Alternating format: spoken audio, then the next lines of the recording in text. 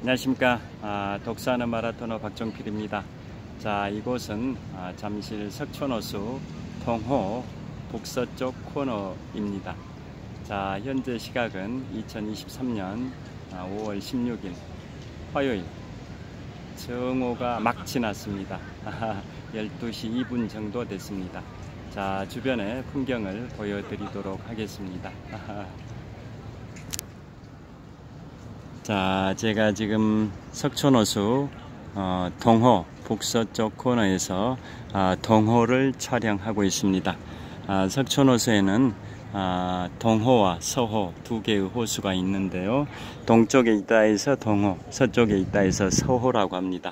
그래서 현재 이곳은 동호의 북서쪽 코너 휴식 공간입니다. 자, 계단식으로 되어 있어서 앉아서 한가라오이 휴식을 취할 수 있습니다. 자, 제 책도 여기 있습니다. 자, 제가 최근에 인문학 서적 네 번째로 출간한 게 2023년 3월 6일인데요. 제 2차 세계대전입니다. 그 다음에 3년 2개월 전인 2020년 3월 10일에 출간했었던 위대한 도전의 시작 몽블랑, 이 책도 제가 지금 가지고 있습니다. 자, 자, 오늘은 제가 방금 보여드렸던 책 2020년 3월 10일에 인문학 서적 두 번째로 출간했었던 위대한 도전의 시작 몽블랑이라는 제목이고, 부제목은 근대 등산의 발원 몽블랑부터 인류 최초의 산악 그랜드 슬램까지라는 부제목인데요. 이 책에는 네 편의 이야기가 있습니다. 첫 번째 편이 제목하고 동일한 위대한 도전의 시작 몽블랑 등산에 관한 이야기고요.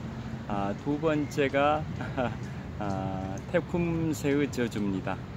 테쿰세의 저주라 함은 미국의 역대 대통령 중에 8명이 임기를 채우지 못하고 임기 중에 사망을 했었는데요. 그 임기 중에 사망했던 대통령 8명 중에 1848년에 당선됐었던 테일러 대통령은 이 테쿰세의 저주에 해당되지 않고 나머지 7명이 20년 간격으로 사망을 했었던 테쿰세의 저주와 관련이 됩니다. 자, 그 내용에 보면 1의 자리수가 0으로 끝나고 10의 자리수가 짝수인 연도에 당선이 되는 미국의 대통령은 임기 중에 사망할 것이라고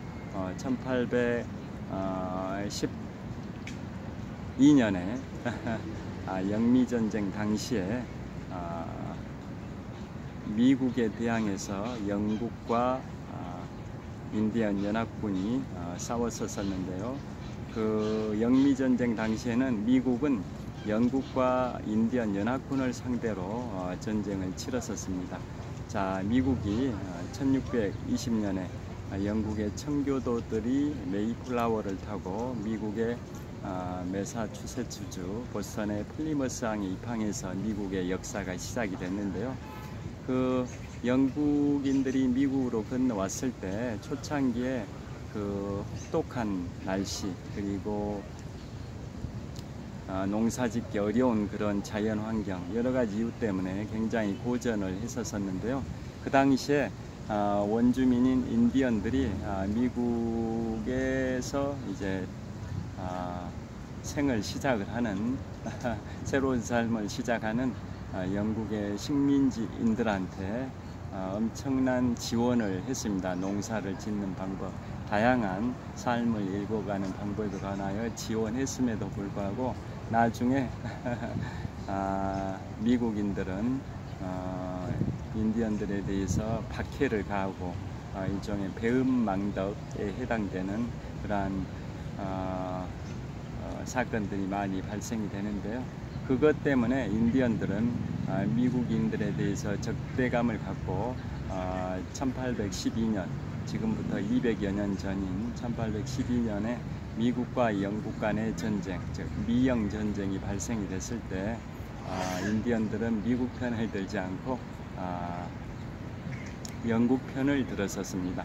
지금 말씀드리고 있는 1812년의 미영전쟁, 즉 영미전쟁은 독립전쟁과는 다릅니다. 독립전쟁은 1775년에 렉싱턴 콩코드 전투를 시작으로 미국이 영국으로부터 독립하기 위해서 펼쳤던 전쟁이 1775년의 독립전쟁이고요. 이듬해인 1776년 7월 4일에 미국이 독립선언을 했었고요. 그건 미국의 독립전쟁이고, 그로부터 한 30년 정도 지난 1812년에 발생된 것은 이미 미국이 독립주권국가로서 시작한 지 한 30년 정도가 지난 시점에서 발생됐던 미국과 영국 간의 전쟁입니다. 그래서 독립전쟁과 미영전쟁은 다릅니다. 지금 말씀드린 것은 1812년의 미영전쟁입니다. 자, 미영전쟁 당시에 인디언들에 대한 미국인들의 박해 때문에 인디언들이 미국 편을 들지 않고 영국 편을 들었었다고 말씀을 드렸는데요. 그 당시에 인디언 쇼니족의 주장 테쿰세라는 전설적인 영웅이 있었습니다. 그래서 무공이 엄청나게 출중한데요. 그렇지만 미국의 화력이 워낙 막강하다 보니까 결국에는 미국의 총사령관 윌리엄 해리슨이 인디언 쇼니족의 주장 테쿰세를 사살을 합니다. 그때 사살당한 테쿰세 주장이 미국의 총사령관 윌리엄 해리슨에게 저주의 말을 남깁니다. 그 말이 뭐냐? 앞으로 20년마다 이제 1의 자릿수가 0으로 끝나고 10의 자릿수가 짝수인 연도에 당선이 되는 미국의 대통령은 임기를 못 채우고 임기 중에 사망할 것이다 라는 저주의 말을 남기고 테쿰세 주장이 사망을 합니다. 그래서 그게 미국의 역대 대통령 중에 7명이 그 테쿰세의 저주에 따라서 20년 간격으로 당선됐던 7명의 대통령이 임기를 못 채우고 임기 중에 사망을 하게 됩니다. 그게 바로 테쿰세의 저주인데요. 아까 보여드렸던 책 제목 위대한 도전의 시작 몽블랑에는 4편의 이야기가 있는데, 첫 번째가 등산에 관한 이야기인 위대한 도전의 시작 몽블랑이고, 두 번째 편이 지금까지 말씀드린 테쿰세의 저주에 관한 거고요. 세 번째 편이 제2차 세계대전과 원자폭탄이고, 그 다음에 네 번째 편이 청해만 연쇄 살인사건입니다. 우리나라에서 2007년에 발생했던 실화를 바탕으로 제가 각색을 해가지고 팩션이죠. 만든 그 팩션이 바로 청해만 연쇄 살인사건. 이상 4편의 이야기가 위대한 도전의 시작 몽블랑에 담겼는데요. 자, 그 중에서 두 번째 이야기 제2편이 테쿰세의 저주입니다. 그 테쿰세의 저주편에 제가 소개해 드리기도 한 내용인데요. 자, 그래서 그 테쿰세의 저주에 따라서 임기를 못 채우고 임기 중에 사망했던 대통령을 7명을 쭉 간단하게만 나열을 해 보겠습니다. 그 테쿰세의 저주를 받았던 그 당사자, 즉 미국과 영국의 전쟁, 미영전쟁 당시에 미국의 총사령관 테쿰세가 1812년에 저주의 말을 받은 때로부터 28년 후에 미국의 대통령 선거에 출마를 합니다. 미국은 역대 대통령들 중에 전쟁 영웅들이 많지 않습니까? 예를 들어서 2차 세계대전의 영웅 드와이트 아이젠하워 워도 1953년 초부터 1961년 초까지 8년 동안 공화당으로 미국의 34대 대통령을 했었고, 초대 대통령 조지 워싱턴도 미국 독립전쟁의 영웅으로서 1789년부터 1797년까지 8년 동안 미국의 초대 대통령을 했었듯이, 그 외에도 미국은 독립전쟁이든 무슨 전쟁이든 전쟁 영웅들이 대통령에 당선된 경우가 많습니다. 그래서 역시 미영전쟁, 즉 영미전쟁의 영웅인 그 당시 미영전쟁 당시에 미국의 총사령관 윌리엄 해리슨도 그 저주를 받은 1812년으로부터 28년이 지난 1840년에 미국의 대통령에 출마해가지고 미국의 제9대 대통령에 당선이 됩니다. 그런데 이제 그분이 바로 태쿰스의 저주의 첫 번째 희생자가 됩니다. 그분은 이듬해 대통령에 취임을 하면서 급성 폐렴에 걸려가지고 한 달만 병상에서 대통령직을 수행하다가 임기 시작 한 달 만에 폐렴으로 병사를 하게 됩니다. 바로 미영전쟁 당시에 미국의 총사령관이었던 윌리엄 해리슨 제9대 미국 대통령이 태쿰스의 저주의 첫 번째 희생자가 됩니다. 그 다음에 두 번째는 20년 주기설입니다. 그로부터 20년이 지난 1860년에 당선됐던 분이 바로 제16대 미국 대통령 에이브러햄 링컨 대통령인데요. 그분은 64년에 재선이 되고 65년 4월 14일에 총을 맞고 암살이 됩니다. 그래서 그 미국의 역대 대통령 중에 존경받는 대통령 랭킹 1위가 부동의 랭킹 1위가 16대 대통령 에이브러햄 링컨 대통령인데요. 그분이 바로 태쿰스의 저주의 두 번째 희생자가 되었습니다. 그러니까 첫 번째 희생자인 1840년 당선자 윌리엄 해리슨이든 두 번째 희생자인 1860년 당선자인 에이브러햄 링컨 대통령이든 다 당선된 연도가 1의 자리수가 0으로 끝나고 10의 자리수가 짝수인 연도에 당선된 대통령입니다. 그래서 그 저주가 적용된 겁니다. 자, 그래서 태쿰스의 저주를 다시 한번 말씀드리면 1812년에 인디언 쇼니족의 주장 태쿰스가 이렇게 저주의 말을 남깁니다. 1의 자리수가 0으로 끝나고 10의 자리수가 짝수인 연도에 당선이 되는 미국의 대통령은 임기를 못 채우고 임기 중에 사망할 것이다. 그래서 1840년이든 1860년이든 1880년이든 다 20년 간격으로 1의 자리수가 0으로 끝나고 10의 자리수가 짝수인 연도에 당선이 된 미국의 대통령들이 임기를 못 채우고 임기 중에 사망을 해 나가는 겁니다. 자, 간격은 20년 주기설입니다. 태쿰스의 저주의 말 자체가 앞으로 매 20년마다 1의 자리수가 0으로 끝나고 10의 자리수가 짝수인 연도에 당선이 되는 미국의 대통령은 임기를 못 채우고 임기 중에 사망할 것이다 라고 했기 때문에 20년 주기로 당선된 대통령들 총 7명이 그것에 적용을 받습니다. 자, 그래서 첫 번째 저주 대상자 윌리엄 해리슨과 에이브러햄 링컨 대통령에 관하여 말씀을 드렸고요. 자, 이번에는 세 번째 저주의 대상자가 누구냐면 1880년에 당선이 됐던 누구냐면 가필드 대통령입니다. 가필드 대통령. 가필드 대통령은 좀 밝은 데로 왔습니다. 가필드 대통령은 1880년에 당선이 되는데요. 이분도 임기를 한 6개월 정도밖에 수행을 못한 상태에서 암살을 당합니다. 암살. 그 다음에 네 번째 희생자는 1900년에 재선된 대통령이었던 맥킨리 대통령입니다. 맥킨리 대통령은 1896년에 초선, 1900년에 재선인데요. 재선된 연도가 태쿰스의 저주에 해당되는 연도죠. 1900년이니까 1의 자리수가 1의 자리수가 0으로 끝나고 10의 자리수가 짝수인 0으로 끝났기 때문에 태쿰스의 저주의 적용 대상 연도입니다. 그래서 네 번째 희생자가 1900년에 재선된 맥킨리 대통령입니다. 그 다음에 다섯 번째가 1920년에 당선된 하딩 대통령입니다. 그분도 병사를 합니다. 자, 그리고 여섯 번째가 미국 헌정사상 전무후무하게 대통령을 4번 했었던 플랭클린 루즈벨트 대통령이 1940년에 3선이 됩니다. 3선.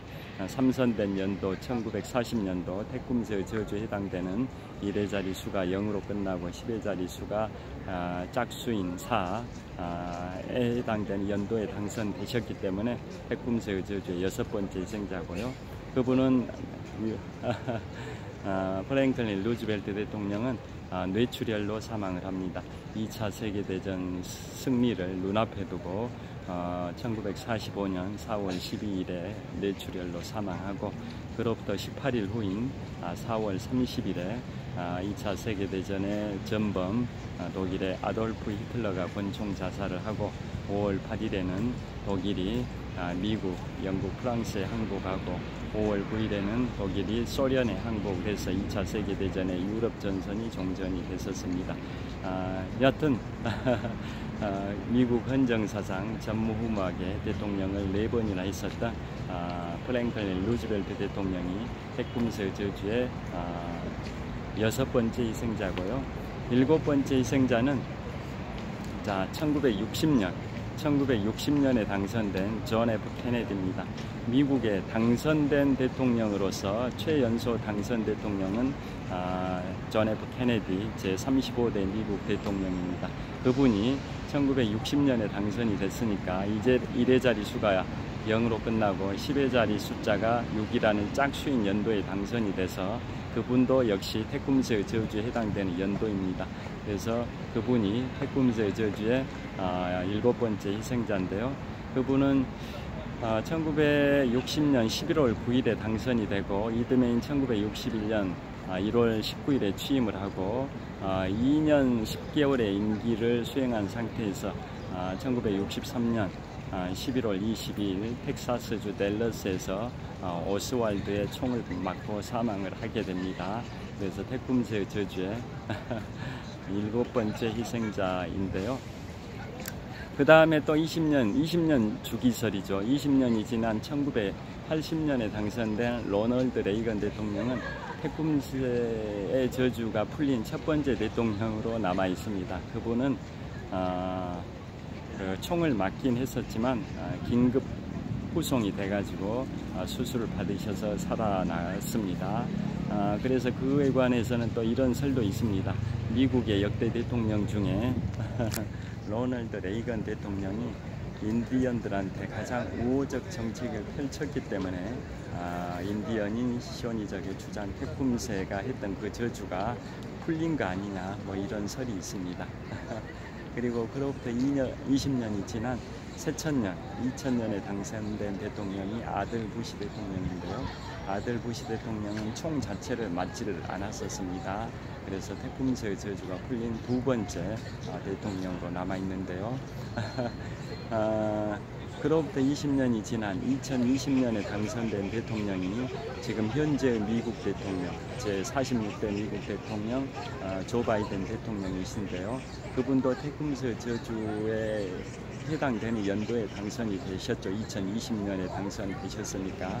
그래서 조 바이든 대통령께서 현재 1942년생 고령자이시죠. 만 81세이시고 영부인은 그보다 9살 연하니까 만 72세이신데요.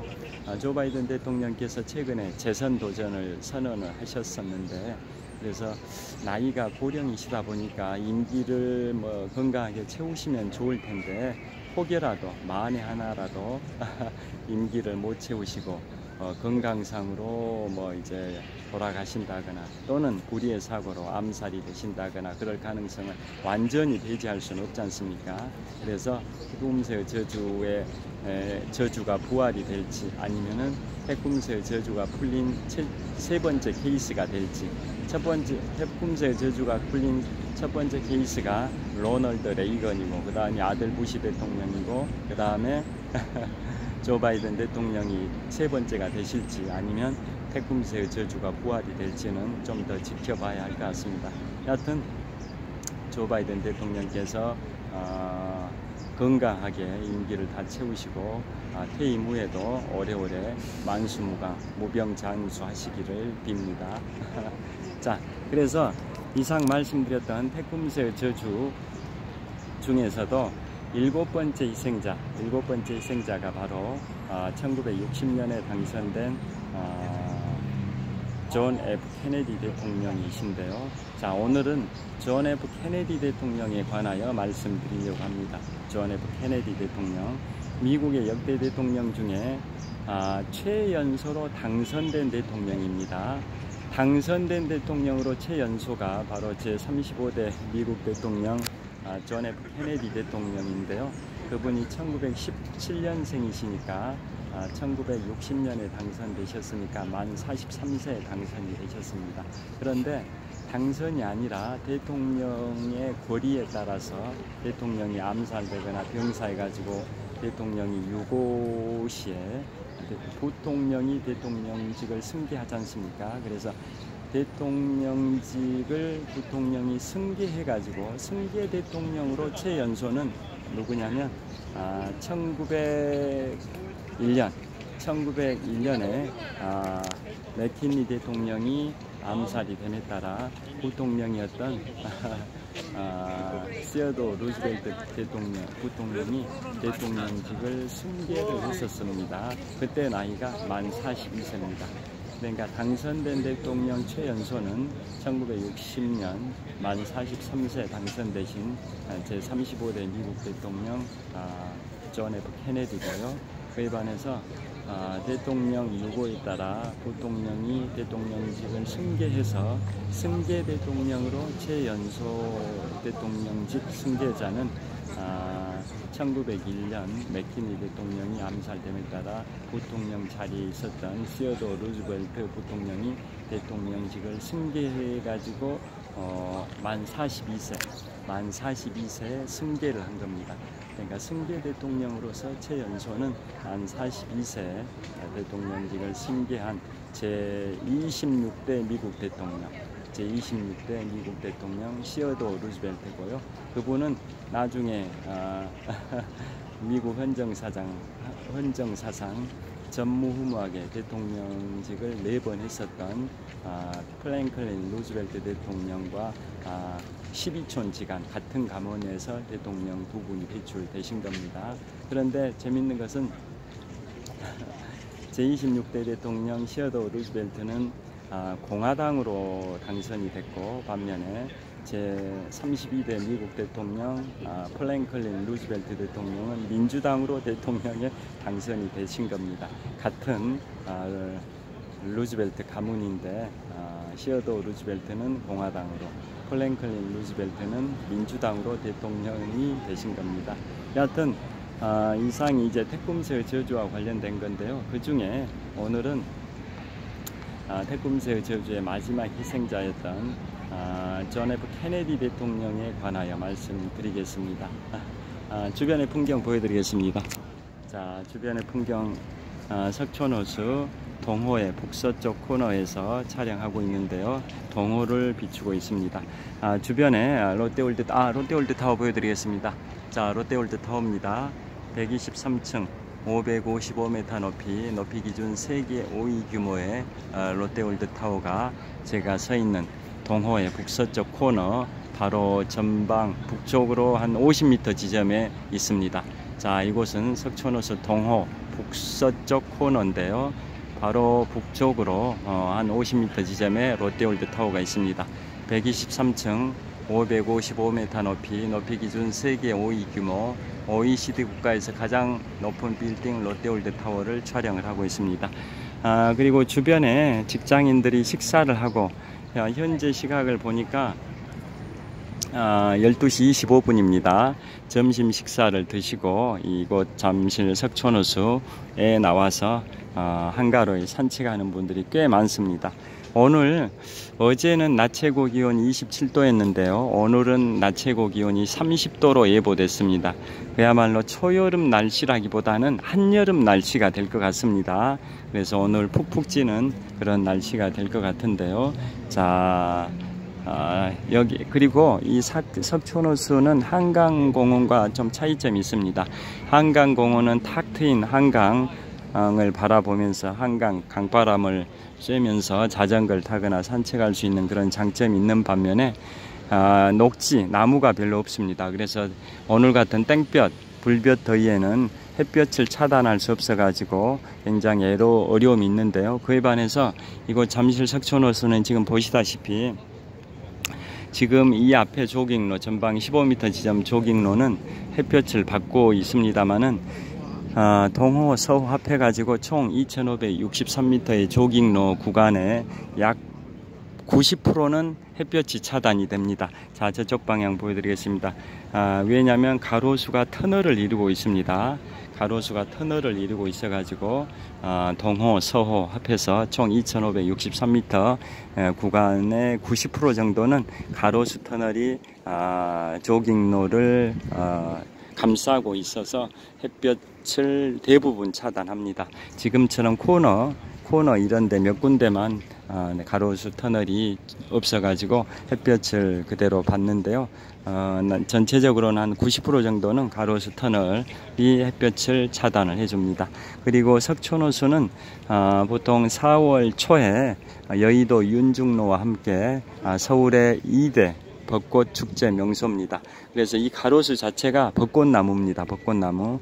그래서 터널을 이루고 있어서 햇볕을 안 받고 점심을 드시고 이렇게 산책할 수 있어 가지고 굉장히 산책하는 분들이 여름에는 많습니다. 그리고 저도 달리기를 할 때 한강에서는 햇볕을 받으니까 반드시 뭐 선크림 바르고 모자를 쓰고 그래야 되는데요. 반면에 이곳 잠실 석촌호수는 가로수 터널이 있어서 이렇게 산책하기 좋습니다. 저를 비춰보겠습니다. 자, 이곳 잠실 죄송합니다. 이곳 잠실 석촌호수 동호 북서쪽 코너에서 석촌호수에서 산책하는 시민들을 촬영을 하고 있습니다. 자, 햇볕이 굉장히 강렬합니다. 오늘 낮 최고 30도로 예보됐는데 벌써 한 29도 정도 될 것 같습니다. 뜨겁습니다. 자, 그늘로 이동하겠습니다. 자, 그래서 오늘은 존 F 케네디 대통령에 관하여 말씀을 드리겠습니다. 자, 존 F 케네디는 만 43세인 1960년에 당선 대통령으로 최연소로 당선이 됐고요. 반면에 시어도 루즈벨트는 1901년에 승계 대통령으로 만 42세 최연소로 승계했다고 말씀을 드렸습니다. 자, 그러면 존 F 케네디 가문은 한마디로 로열 패밀리 가문입니다. 부와 권력, 명성에다가 노블레스 오블리주 정신까지 함양한 그야말로 로열 패밀리 가문으로 정평이 나 있습니다. 자, 그래서 그 집안을 잠깐 말씀을 드리도록 하겠습니다. 자, 존 F 케네디 대통령의 가문은 아일랜드 이민자 가문입니다. 자, 영국 서쪽에 있는, 남서쪽에 있는 아일랜드 잘 아실 겁니다. 아일랜드에 대기근이 발생이 됐을 때 그 굶주림으로부터 벗어나기 위해서 존 F 케네디 대통령의 선조들이 미국으로 이민을 온 겁니다. 그래서 신대륙 아메리카의 새로운 삶을 이제 개척을 해 나갔었고요. 아버지 대에 와서 아버지 대에 존 F 케네디 대통령의 아버지가 조지프 패트릭 케네디입니다. 조지프 패트릭 케네디는 엄청나게 사업 수완이 좋았었습니다. 그래서 사업을 뭐 주류 사업도 하고 영화 산업도 하고 부동산업도 하고 그 다음에 금융업도 하고 다양한 업종에서 엄청난 부를 축적을 했는데요.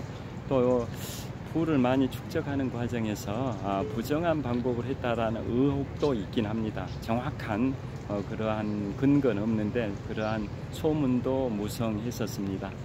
대표적인 게 1920년부터 1933년까지 미국에 금주법이 있었습니다. 술을 전혀 거래할 수 없는 금주법이 1920년부터 1933년까지 13년 동안 시행이 됐었는데요. 그 금주법 시절에 캐나다로부터 미국으로 술을 주류를 밀수했다라는 의혹이 있었습니다. 정확한 근거는 없는데 그런 소문이 있었습니다. 여하튼 사업 수완이 굉장히 좋으셨었습니다. 아버지 이름이 조지프 패트릭 케네디입니다. 자, 그렇게 사업을 하셨고, 그 다음에 1933년에는 드디어 제32대 미국 대통령 프랭클린 루즈벨트 대통령이 취임을 하고, 그 이후에 이제 금주법이 풀리고 케네디 대통령의 아버지인 조지프 패트릭 케네디가 술을 독점적으로 수입할 수 있는 수입권을 획득을 했습니다.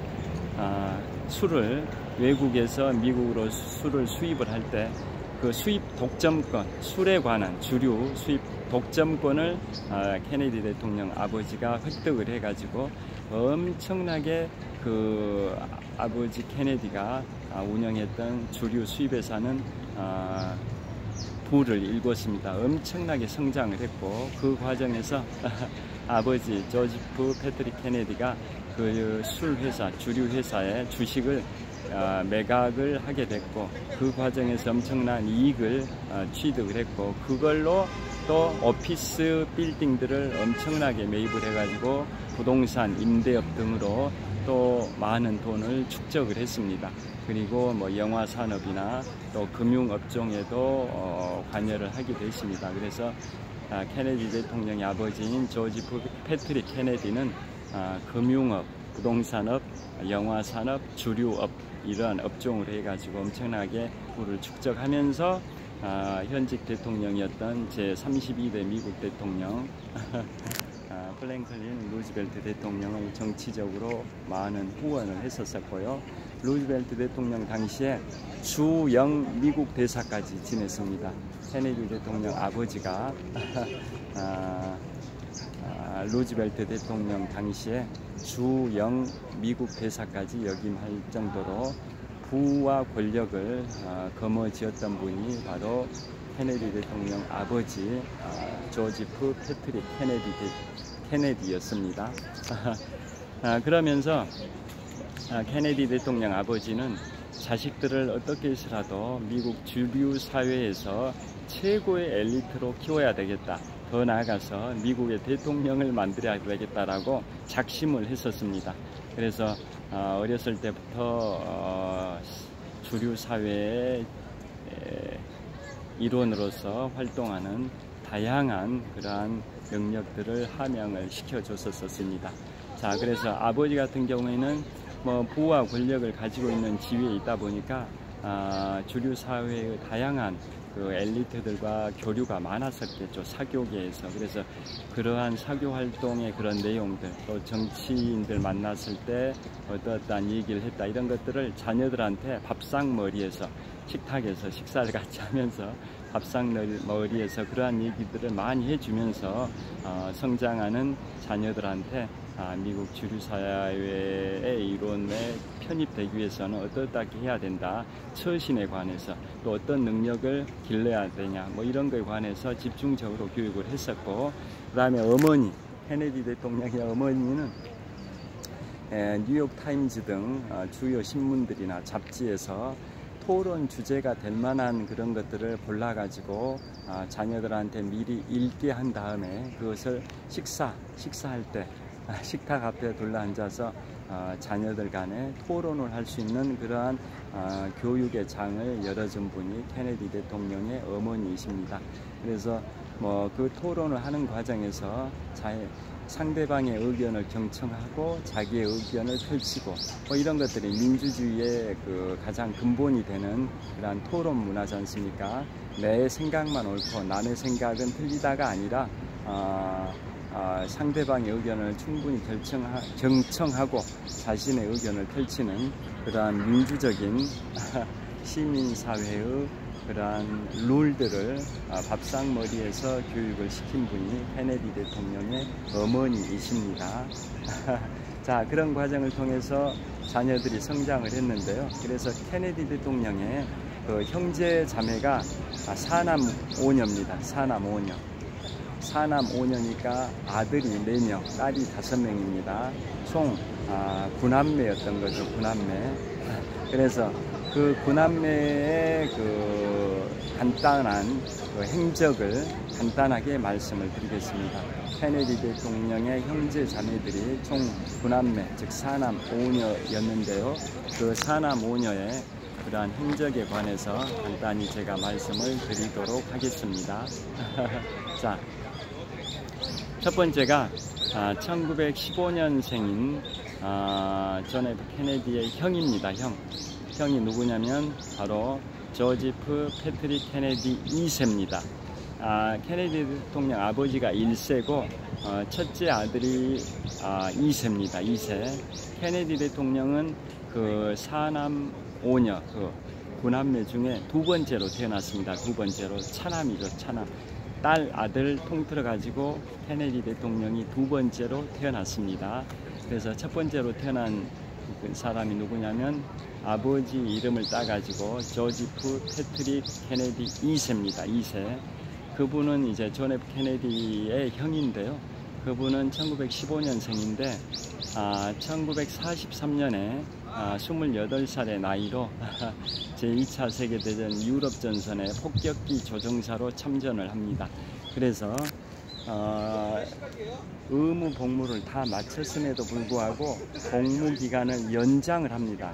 스스로 결정해서 자원해서 복무기간 연장하면서 1944년 8월 12일 날 비극이 발생이 됩니다. 1944년 8월 10일이면 어떤 시점이냐면요. 2차 세계대전의 전세가 뒤바뀌었던 노르망디 상륙작전이 1944년 6월 6일이었는데요.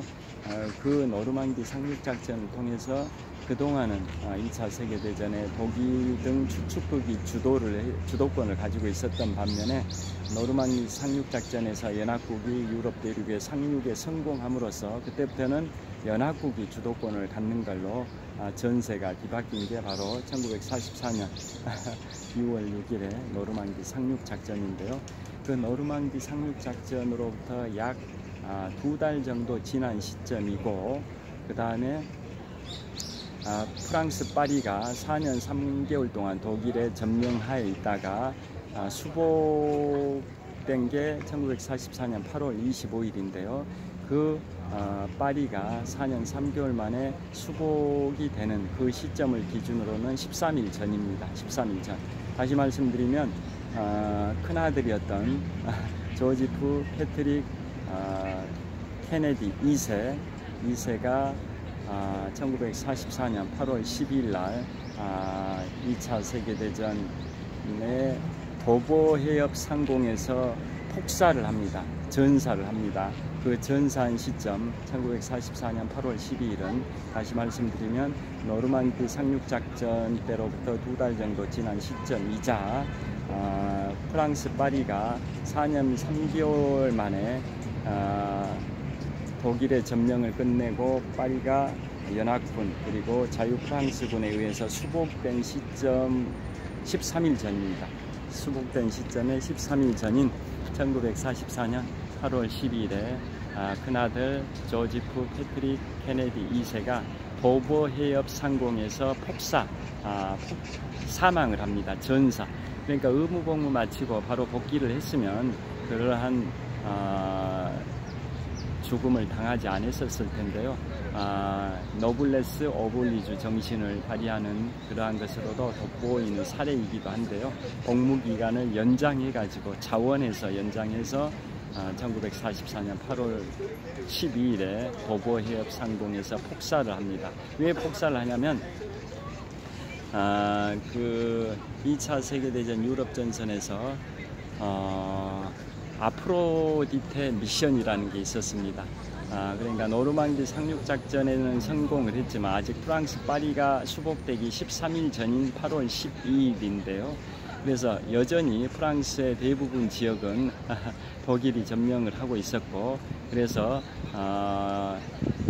그 연합국의 폭격기들이 영국에서 출격을 해서 독일군 점령하에 있는 프랑스에다 폭탄을 이제 무차별 융단 폭격을 하는 그런 상황입니다. 그때 작전명이 아프로디테 미션입니다. 아프로디테 미션. 아프로디테가 그리스 로마 신화에서 미의 여신 아프로디테지 않습니까? 아프로디테 미션에 참가를 하게 됩니다. 그래서 그 폭격기에다가 그 폭격기 조종사였는데요. 폭격기에다가 9,600kg의 폭약을 싣습니다.